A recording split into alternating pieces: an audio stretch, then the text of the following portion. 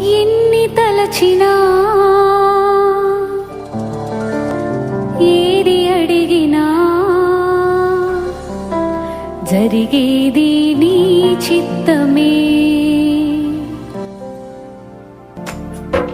ఎన్ని తలచినా ఏది అడిగినా జరిగేది నీ చిత్తమే. ప్రభువా జరిగేది నీ చిత్తమే. నీ వాక్కుకై వేచి ఉంటిని, మా ప్రార్థన ఆలకించుమా. ప్రభువా మా ప్రార్థన ఆలకించుమా. ఎన్ని తలచినా ఏది అడిగినా జరిగేది నీ చిత్తమే. ప్రభువా జరిగేది